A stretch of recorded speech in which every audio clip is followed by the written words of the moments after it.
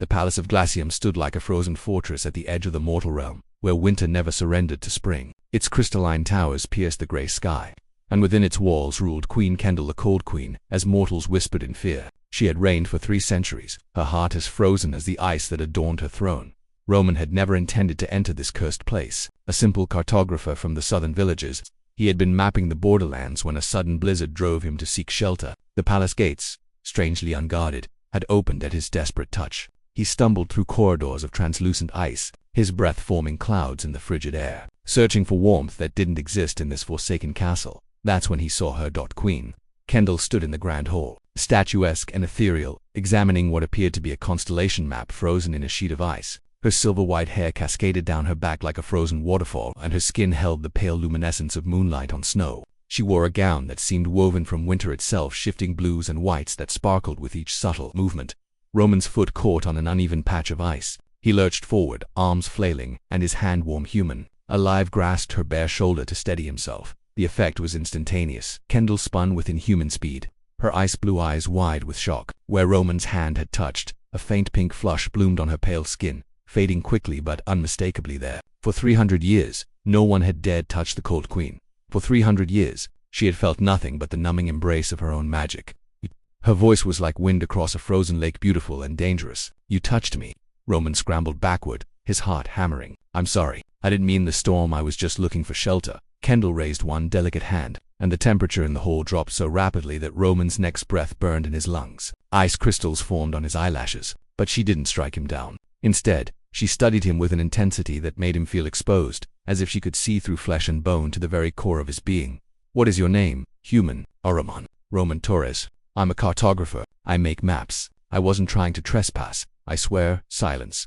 The word cut through his babbling like a blade. Kendall circled him slowly, predatory and graceful. "Do you know what happens to mortals who enter my domain uninvited?" Roman had heard the stories. Frozen statues lined the approach to the palace, warnings to those foolish enough to disturb the Cold Queen's solitude. He swallowed hard. "They become part of your garden."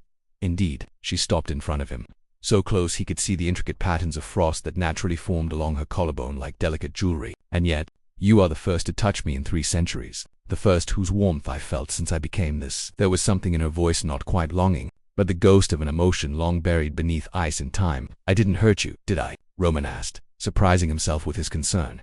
Kendall's expression flickered, shock, perhaps, or the memory of what shock had once felt like. "Hurt? Me? No, mortal. You awakened something. Something I thought had frozen to death long ago." She turned away, her gown trailing across the ice like mist. "Return to the entrance hall. You will find a chamber prepared for you. Bathe, rest, eat. You're letting me go." Kendall glanced over her shoulder, and for just a moment, Roman saw not an immortal queen but a woman carrying the weight of centuries. "Prepare yourself and come to my chamber when the moon reaches its zenith. I will send a guide." "Why? What are you going to do to me?" "That," she said softly, "depends entirely on what you are, Roman Torres, whether you are an accident of fate, or the answer to a question I stopped asking 300 years ago."